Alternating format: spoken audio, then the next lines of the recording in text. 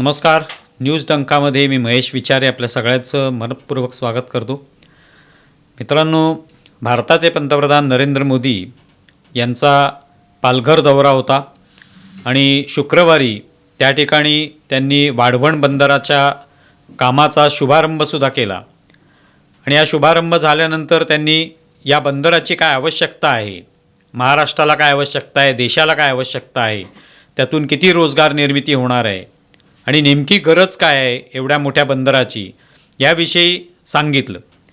आणि त्यानंतर मग आपल्याला काही पूर्वीचे काही लोकांचे नेत्यांचे जे काय वक्तव्य आहेत ती समोर यायला लागली.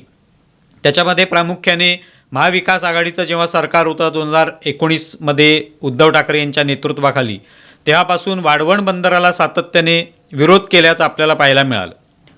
हा विरोध जो आहे तो एवढा टोकाचा होता की वाढवण बंदर जे आहे त्याचं नावच पुसून टाकू, हे वाढवण बंदर होऊ दिलं जाणार नाही, तो प्रकल्प रद्द केला जाईल अशी आम्ही शपथ घेतो वगैरे, इतका टोकाचा विरोध त्या ठिकाणी केला गेला. आणि तो राजकीय विरोधच होता, स्थानिकांच्या खांद्यावर बंदूक ठेवून केवळ केलेला राजकीय विरोध होता. त्या पलीकडे जाऊन त्याला काही अर्थ नव्हता. म्हणजे मच्छीमारांचे काही प्रश्न असतील, स्थानिकांचे काही भूमिका असेल, ते असू शकते, पण त्याचा अर्थ अशा पद्धतीचा प्रकल्प पूर्णपणे रद्दच करणं आणि तो येऊच न देणं, हे त्याला कोणत्याही प्रकारचा तोडगा नव्हता किंवा उत्तर नव्हतं. पण हा प्रकल्प जो आहे त्याच्यामध्ये खोडा घालायचा, कोणत्याही प्रकारे त्याच्यामध्ये अडथळे निर्माण करायचे, हेच काम महाविकास आघाडीच्या काळात झालं. आणि केवळ वाढवण बंदराचंच नव्हे, आपण पाहिले अनेक प्रकल्प, मेट्रोचा प्रकल्प असेल, त्याच्यामध्ये काहीतरी अडथळा निर्माण करायचा आणि त्याला विलंब होऊ द्यायचा, म्हणून त्या सरकारला स्थगिती सरकारसुद्धा म्हटलं जात होतं. प्रत्येक गोष्टीला स्थगिती दिली जात होती, प्रत्येक गोष्ट जी आहे ती थांबवायची, त्याच्यामध्ये काहीतरी अडथळा आणायचा, खोडा घालायचा, हेच प्रयत्न सातत्याने होत होते. केंद्र सरकारने काही प्रकल्प आणला की नाही, याच्यामधनं स्थानिकांचे प्रश्न आहेत, स्थानिकांचा याला विरोध आहे. मग आता कोकणामध्ये प्रकल्प आला रिफायनरीचा, तर त्याच्यामुळे कोकणाचं नुकसान होणार म्हणत लगेच आंदोलनं करायची, त्याला विरोध करायचा. कोणताच प्रकल्प नको आहे, कोणत्याच प्रकल्पाची आम्हाला गरज नाही आहे, हेच सातत्याने सांगत बसायचं. आणि मग एखादा प्रकल्प महाराष्ट्रात येणार असेल पण त्याऐवजी गुजरातला गेला, अन्य राज्यात गेला, की लगेच बोंबाबोंब करायची की महाराष्ट्रातून प्रकल्प बाहेर जात आहेत. म्हणजे तुमचं नेमकं म्हणणं तरी काय आहे? प्रकल्प आलेला आहे तर तो घ्यायचा नाही, कारण तो केंद्र सरकारने आणलेला आहे, मोदी सरकारने आणलेला आहे. मोदींच्या विरोधात पोटामध्ये प्रचंड द्वेष आहे, तो द्वेष आहे, त्या पोटी तो प्रकल्प नाकारायचा आहे. मग स्थानिकांच्या खांद्यावर बंदूक ठेवून आंदोलनं करायची, संघर्ष करायचे, रस्ते अडवायचे आणि प्रकल्प जो आहे तो रद्द करायला भाग पडायचं. हीच कामं सगळी या लोकांनी केली. महाराष्ट्राची प्रगती करायची असेल तर प्रकल्प यायलाच पाहिजे, त्याच्यामुळे अर्थातच पर्यावरणाचं काही नुकसान होऊ शकतं, पण ते कसं भरून काढता येईल, त्या माध्यमातून कसा विकास साधता येईल, याचा ते विचार करायला पाहिजे. वाढवण बंदराचा प्रकल्प 76,000 कोटीचा प्रकल्प आहे. 10-12 लाख लोकांना त्याच्यातून रोजगार उपलब्ध होणार आहे. आणि हे जे बंदर आहे ही गरज आहे. JNPT बंदर जे आहे त्याची जी क्षमता आहे ती कमी झालेली आहे, ती तेवढी पुरेसं बंदर नाही आहे ती क्षमता पूर्ण करण्यासाठी. जी काय गरज आहे आयात निर्यातीसाठी, जे काय मोठमोठे कंटेनर येणार आहेत, मोठमोठी जहाज येणार आहेत, ती सामावून घेण्याची क्षमता आहे आता बंदरांची राहिलेली नाही. त्यासाठी नवीन बंदर हवंय आणि ते पालघरसारख्या ठिकाणीच होऊ शकतं, अन्यत्र होऊ शकत नाही, तेवढी जागा उपलब्ध नाही. हे माहिती असल्यामुळे त्या ठिकाणी ते बंदर उभं करण्याचा प्रयत्न होतोय, पण विरोध करायचा आहे. बंदर होता कामा नाही. ते झालं तर आम्ही ते नाव संपवून टाकू, आम्ही रद्द करू, आम्ही ते होऊच देणार नाही, आम्ही आंदोलनं करू. म्हणजे उभारायचं काहीच नाही, काहीच निर्माण करायचं नाही, काही स्थापन करायचं नाही. प्रत्येक गोष्ट बंद करायची, स्थगित करायची, त्यात खोडा घालायचा, दुधामध्ये मिठाचा खडा टाकायचा. ही जी कुपमंडूप वृत्ती आहे किंवा एखाद्या छोट्या डबक्यामध्ये राहून त्यालाच स्वर्ग मांडण्याची जी वृत्ती आहे घाणेरडी, त्या वृत्तीमुळे कोणत्याही प्रांताची, कोणत्याही देशाची, कोणत्याही समाजाची कधीच प्रगती होऊ शकत नाही.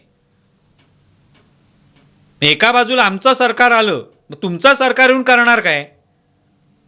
उद्योग जे येत आहेत ते तुम्ही बंद करतात, त्याला कधीच तुम्ही प्रोत्साहन देत नाही. सातत्याने स्थानिकांचं नावावर आंदोलनं करायची आणि प्रकल्पांना खोडा घालायचा, थांबवायची प्रकल्प, नको नको ती कारणं सांगायची. मग कोणता नेमका प्रकल्प आला पाहिजे तो तरी सांगा. तुमच्या डोक्यात काय 25-30 प्रकल्प असतील ते तरी सांगा की हे प्रकल्प आले पाहिजेत महाराष्ट्रामध्ये. त्या दृष्टीने काय काय करायला लागेल त्याची काहीतरी योजना, ब्लूप्रिंट तयार करा. ती क्षमता नाही आहे तुमच्यामध्ये. मग नेमकं काय करायचंय? काही येता कामा नये, कोणताही प्रकल्प उभा राहता कामा नये, लोकांना रोजगारही मिळता कामा नये आणि परत बोंबलायला मोकळे की बघा प्रकल्प येत नाही आहेत, बाहेर जात आहेत किंवा बेरोजगारी वाढलेली आहे. एक काहीतरी बोलावं लागेल. राजकारण खेळायचं असेल तर ते फार काळ चालणार नाही.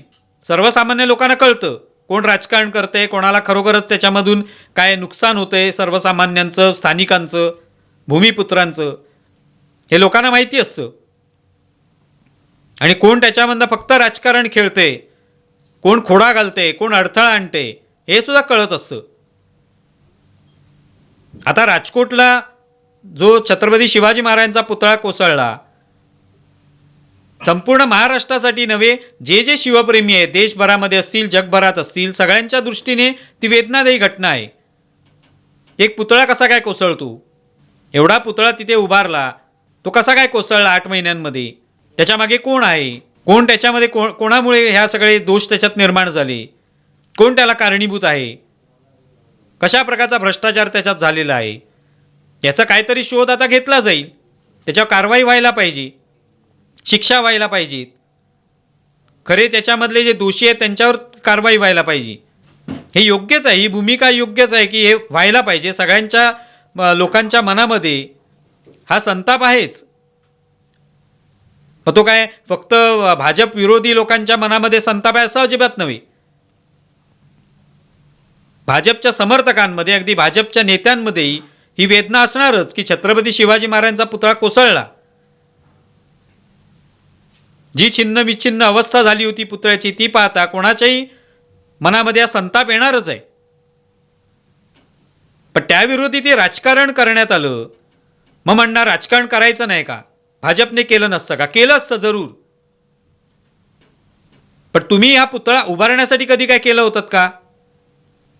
जे आज विरोध करतायत, हा जेव्हा पुतळा उभा राहिला गेल्या वर्षी, त्यावेळेला तुम्हाला आनंद झाला होता का की छत्रपती शिवरायांचा पुतळा सिंधुदुर्गाच्या जवळ उभा राहिला?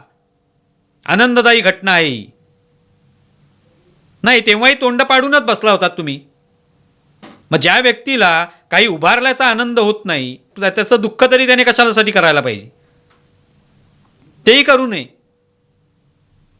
नरेंद्र मोदी यांच्या उपस्थितीमध्ये हा पुतळा जो आहे त्याचं अनावरण झालं. पहिल्यांदाच सिंधुदुर्गावर नौदल दिन जो आहे तो साजरा करण्यात आला. छत्रपती शिवरायांनी जे आरमार उभारलं त्याची एक प्रकारे आठवण त्यानिमित्ताने करून दिली. आणि पहिल्यांदाच हा पंतप्रधान आहे कोणतरी की जो सिंधुदुर्गावर गेला आणि तिथे नौदल दिन साजरा केला. मग या व्यक्तीच्या मनामध्ये कधीतरी अशी कल्पना येऊ शकते का की शिवाजी महाराजांचा अपमान व्हावा? शक्यच नाही.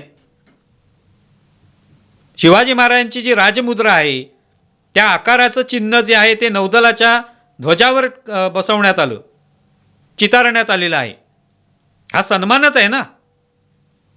हा कोणी दिला होता? यासाठी कोणत्या या महाविकास आघाडीतल्या कोणत्या पक्षांनी यासाठी प्रयत्न केले होते? काय आठवत आहे का सांगा? त्यांनी सांगावं की आम्ही प्रयत्न केले होते, आम्ही सिंधुदुर्गावर नौदल दिन साजरा करण्याचा पहिला प्रयत्न केला. कोणी केलेलं नाही. मग तिथे एक पुतळा उभा राहिला, त्यावेळेला कोणी काय आनंद व्यक्त केला होता का? तो केला नव्हता. म्हणजे उभं राहिलं, काही निर्माण झालं, काही नवीन निर्णय घेतलं, नवीन योजना आखली, त्यासाठी आनंद व्यक्त करायचा नाही. पण त्यात काहीतरी गफलत झाली, त्यात त्रुटी राहिली, दोष राहिला, तर मात्र लगेच त्याच्याबद्दल दुःख व्यक्त करायचं. त्याला मगरीचे अश्रू म्हणतात. ज्यांनी शिवाजी महाराजांवर कधी प्रेमच केलं नाही, त्यांना शिवाजी महाराजांचा इतिहास माहिती नाही, जे छत्रपती शिवरायांचा कधी उल्लेखही करत नाहीत, भाषणांमध्येही करत नाहीत किंवा कुठेही करत नाहीत किंवा त्यांचा आदर्शही मानत नाहीत. ते आज छत्रपती शिवरायांचा कसा अपमान झाला याविषयी सांगतायत. हे हास्यास्पदच आहे. मग ज्यांनी उभारलं नाही तो पुतळा कोसळल्यानंतर त्यांनी दुःख असं व्यक्त करतायत जणू काय त्यांना खूप आनंद झाला होता पुतळा उभारला तेव्हा. तुम्हाला तो अधिकारच नाही त्यामुळे. आणि म्हणूनच वाढवण बंदर जेव्हा होतंय तेव्हा विरोध करणारे खूप होते. आधी 2019 पासून सातत्याने विरोध केला. ठाकरेंनी विरोध केला, महाविकास आघाडीने विरोध केला. विरोधच करायचा फक्त, बंद सगळा, प्रत्येक उद्योग बंद झाला पाहिजे. महाराष्ट्रात काहीच येता कामा नये कारण केंद्रात मोदींचं सरकार आहे. मग त्याला प्रत्येकाला विरोध करायचा कारण आमच्या पोटामध्ये द्वेष आहे त्यांच्याबद्दल. म्हणून तो प्रकल्प बंद करायचा आहे. त्यामुळे ही जी कोती मनोवृत्ती आहे की काही येऊ द्यायचं नाही, काही उभं करू द्यायचं नाही, काही निर्माण होऊ द्यायचं नाही, महाराष्ट्राची प्रगती होऊ द्यायची नाही, प्रत्येक गोष्टीत मग समृद्धी महामार्गावर कुठेतरी एखादा तडा गेला की लगेच बघा तडे गेले म्हणून बोंबलायचं, अपघात झाले की अपघात झाले म्हणून म्हणायचं. जणू काय याच्यापूर्वी यांच्या सरकारच्या काळात एकही अपघात झाला नाही, अपघातच होत नव्हते, सगळे अत्यंत सुरळीत गाड्या चालवत होते, रस्ते गुळगुळीत चकाचक होते. तर ते अशा पद्धतीची ही जी वृत्ती असते त्या वृत्तीमुळे हे प्रकल्प जे ते वर्षानुवर्ष रखडतात, होत नाहीत आणि त्याच्यामुळे त्या देशाची किंवा त्या प्रांताची प्रगती जी आहे ती रोखली जाते. तेव्हा सर्वसामान्यांनी ठरवलं पाहिजे की आपल्याला कोणत्या प्रवृत्तीचं समर्थन करायचं आहे. जे अशा पद्धतीचे विकास जे काही योजना असतील त्या आणतील, ठीक आहे, त्याच्यामधून स्थानिकांचं पुनर्वसन व्हायला पाहिजे, त्यांचं नुकसान झालं असेल तर त्याची भरपाई व्हायला पाहिजे, त्याविषयी पुढाकार नक्कीच घेतला पाहिजे. पण काही येऊच न द्यायचं, आलेलं सगळं थांबवायचं, त्याला स्थगिती द्यायची, खोडा घालायचा, अशी प्रवृत्ती लोकांना हवी आहे का याचा लोकांनी विचार केला पाहिजे. आणि अशी प्रवृत्ती असेल, लोक खरोखरच कारभार करू शकतात का राज्याचा, याचाही त्यांनी विचार केला पाहिजे. तर वाढवण बंदराच्या निमित्ताने हा विचार लोकांनी करायला पाहिजे की हे प्रकल्प, अशा पद्धतीचे प्रकल्प महाराष्ट्रात आले तर काय महाराष्ट्राचा फायदा होईल, उन्नती होईल का, याचा विचार केला गेला तर खऱ्या अर्थाने एखादं राज्य हे प्रगतीपथावर जाऊ शकतं. तुम्हाला या संदर्भात काय वाटतंय जरूर कळवा. आमचा व्हिडिओ जास्तीत जास्त लाईक करा, शेअर करा आणि आमचे यूट्यूब चॅनल सबस्क्राईब करा. धन्यवाद. आमचा व्हिडिओ जास्तीत जास्त लाईक करा, शेअर करा आणि आमचे यूट्यूब चॅनल सबस्क्राईब करा. धन्यवाद.